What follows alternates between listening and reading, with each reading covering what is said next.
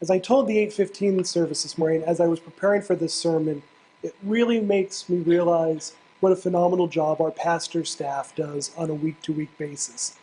They turn out quality sermons week after week, year after year, and it's not as easy as they make it look. So the next time you see one of your pastors, say thank you for what you do, because it's not easy. I'm going to begin this morning with an old English folktale. It goes something like this. Once upon a time, there was a farmer and his wife who had one daughter, and she was being courted by a gentleman. Every evening, he used to come and see her and stop for supper at the farmhouse, and the daughter used to be sent down to the cellar to draw beer for supper. So one evening, she had gone down to draw the beer, and she she happened to look up to the ceiling while she was drawing and saw an axe stuck in the ceiling beam.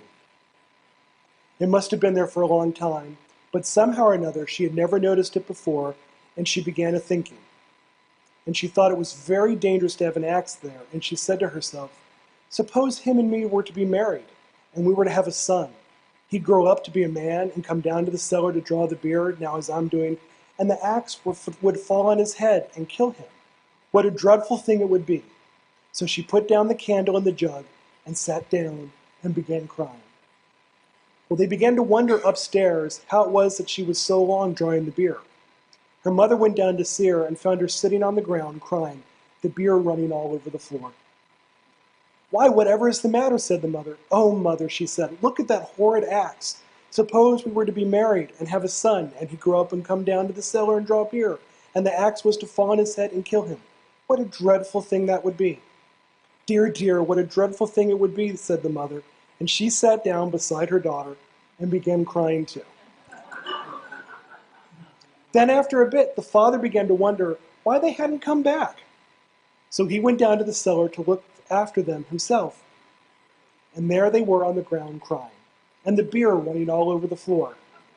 Whatever is the matter, said the father.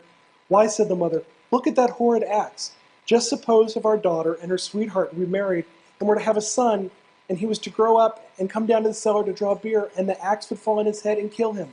What a dreadful thing that would be. Dear, dear, dear, so it would, said the father, and he himself sat down the other two and started crying. Now the gentleman got tired of being in the kitchen all by himself, and at last he went down to the cellar too, to see what they were after. There they sat, all three of them, side by side, the beer running all over the floor. And he ran straight and turned off the tap. Then he said, what are you three doing, sitting there crying, letting the beer run all over the floor? Oh, said the father, look at that horrid axe. Suppose you and your daughter were to be married and to have a son, and he was to grow up and come down to the cellar, draw beer, and the axe was to fall on his head and kill him. Then they all started crying, even worse. But the gentleman burst out laughing, reached up and pulled the axe and said, I've traveled many miles and I've never met such three sillies as you. I shall now start my travels again, and if I can find three bigger sillies than you, I'll come back and marry your daughter. So he wished them goodbye, started off on his travels, and left them all crying because the girl had lost her sweetheart. I won't be talking about the lost sweetheart. We can save that for another sermon, or that might be an episode of Dr. Phil. But I'm talking about fear and worry, and while exaggerated, this is a pretty good illustration as to what worry does to us and how it can paralyze us. Has anybody looked at the newspaper or gone online lately? How would you describe the world right now?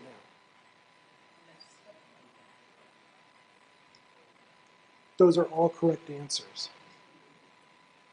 Earthquakes, forest fires, droughts, war in Afghanistan, Syria, Yemen, racism, gun violence, opioids, the Me Too movement, and politics.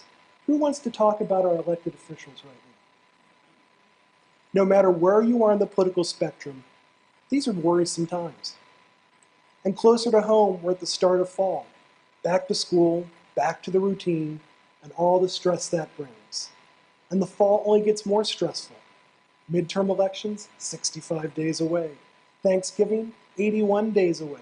Christmas, 114 days away. And we haven't even touched on all the personal issues we collectively go through. illness, marriage problems, divorce, employment issues, and all the issues we face in life. All of this is enough to make us want to go back to bed and throw the sheets over our head. When faced with all of these things, all the stresses the world has to offer, the Bible repeatedly says God has a plan and He's got this all under control. But still, I'm certain all of us have asked ourselves at one point or another, does God really have this? We heard in Matthew 6 this morning, Jesus say, "Therefore I tell you, don't worry about your life, what you will eat or what you will drink, about your body, what you will wear. Is not life more than food and the body more than clothing? Look at the birds in the air. They neither sow nor reap nor gather in barns, yet your heavenly Father feeds them. Are you of more value than they?" Jesus is telling us not to worry about clothes or food or your body. Has anyone tried to explain this to a teenager doing back-to-school shopping? Are we supposed to go sit in the woods and wait to be fed like birds? George, you've been in law enforcement for a long time. If you decide to take off your clothes and go sit in the woods and wait to be fed by God, will a first responder come and visit you? Yeah. Yes, exactly. Exactly. So that's probably not the approach you want to take. And in verse 27 goes on to say, can any of you, by worrying, add a single hour to your span of life? That's a pretty deep question right there. We don't want to worry about things, but something about us is hardwired that way. We can't see and know the picture like God, so we try and fill in the gaps, to anticipate the unknown, which often leads us to being stuck in place in our lives.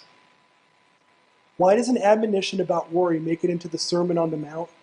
Because Jesus knows that when we are busy worrying and paralyzed by fear, we're focusing on ourselves and not on God. When we get overwhelmed by the world and our worries, we look for the quick fix and the distractions. We self-medicate with that extra glass of wine or three. We turn to food or binge watch Netflix or HGTV, which is a favorite in the Humphrey household. We try and find happiness in patches or pills or whatever the latest new age fad is. And if we're not chasing distraction, we're hiding or so paralyzed by whatever the proverbial axe is in the ceiling, we disengage. Or we put on this mask, a mask that says everything's cool. And as soon as we're done with the work or other obligations, we go right back to looking at that axe in the ceiling. Jesus wants us to engage. To be a Christian is a call to action, a call to serve. It almost seems like the word Christian should be a verb, like, move out of my way, I'm Christianing today. In Mark 16, Jesus tells the disciples that they're commissioning, go into the world and proclaim the good news to the whole creation. And the ones who believe and is baptized will be saved, but the ones who do not believe will be condemned. And these signs will be accompanied by those who believe. By using my name, they will cast out demons, they will speak in new tongues, they will pick up snakes in their hands, and if they drink any deadly things, it will not hurt them. They will lay their hands on the sick, and they will recover. It is action and interaction that is demanded of us, not worrying. But not worrying is a lot easier said than done, isn't it? To everybody in the grip of worry and anxiety, the paralysis of the axe is very real. I'd like to think I can speak with a little authority here. For the last 18 years, I've been treated for generalized anxiety disorder. I know the axe. The axe is an old friend of mine. I know the feeling of wearing a mask to overcompensate, to appear ultra calm and unbothered when actually my insides are in turmoil. So, and as a side, if your worry or anxiety has become all-encompassing and is robbing you of the joy in your life, seek out a medical professional, a primary care physician, a specialist you trust. There is help, and the stigma isn't what it was years ago. If you need somebody to go with you, let me know and I'll support you and hold your hand. But George, I'm only going to hold your hand if you really need it. But worry isn't always unjustified. There are real concerns and real issues we face when we're worried about things that happen in our life. The job that is lost, the housing or financial crisis we face, the loss of a spouse or a child or a parent. When faced with these events, the answer is still to engage. God in His wisdom and His blessing has given us the church, universal and local. This is the perfect time to remind everybody, and you can do this with your friends as well, to tell them that church is for the broken, the hurt, the grieving, and the sinner. There's an old saying that says, the church is the hospital for the sinners and the broken, not a museum for the saints. So many people, even some that attend on a regular basis, feel the need to have all of their stuff together before they can come and be part of the church. For many years, the United Methodist Church has had a motto of, come as you are. And that doesn't just mean come in your flip-flops, which I've done before. It means come as you are, however worried or broken or grieving. It means come and start the healing process. Just taking Mount Carmel as an example, there are so many resources here for the worried, the anxious, and the broken. Reach out to Pastor Jenny or Pastor Scott. Get in touch with Pastor Ed or Pastor Ellen. Call or email Don in the front office and ask how to get help from a Stephen minister or the care team. If it's before service or after service, find Charla Worley, our lay leader, or find a lay servant like myself, Randy Loy, George Kirk, Frank Royce, or Lori Welsh. We're here to help, and more importantly, we want to help. And just as Jesus said in the Great Commissioning, engage with the church. Find a Bible study, find a small group. Reach out, and somebody will help you. If diving in is too overwhelming, just come to a group and be present. You may find the community to help take the axe down and give you support. And if you're a good spot in your life, give thanks for God's provision. And be there for the worried and the broken. Be their support network, the shoulder to lean on, and the friend in the broken and joyous times. Jesus himself warns us against worry and assures us that God loves and cares for each and every one of us.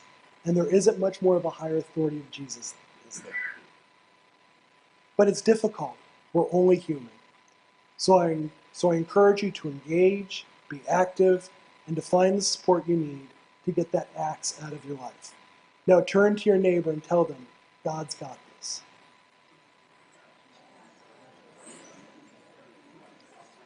Amen.